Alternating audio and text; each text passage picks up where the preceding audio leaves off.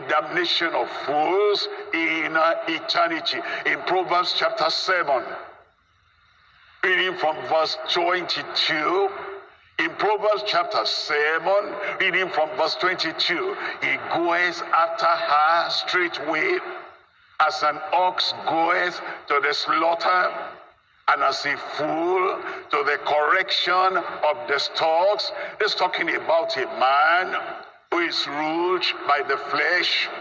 This is talking about a man who is driven by the passion and the feeling of the flesh. Is talking about a man whose emotion and feeling and desire for pleasure blindfolds him. He will not hear the sound of the horn of a car coming behind. He will not see the sight of the fire that is burning in front of him. He will not see the danger, the destruction of hell in the future. As a fool, he rushes on. Look at verse 23. In verse 23, it says, till a dart strike through his liver, as a bird hasteth to the snare, and knoweth not that it is for his life. Look at verse 26 there. In verse 26, for she has cast down many wounded. That is the lady, the woman, that this foolish man is rushing after and is not thinking about the future.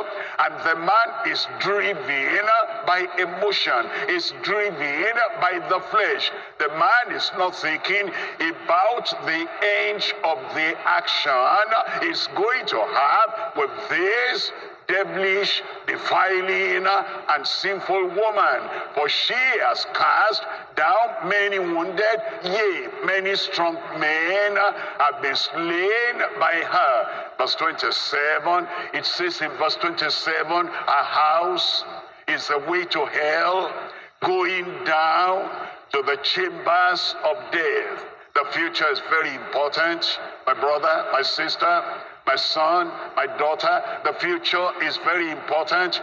Whatever we do now, we should be asking ourselves, don't rush, don't rush, don't rush.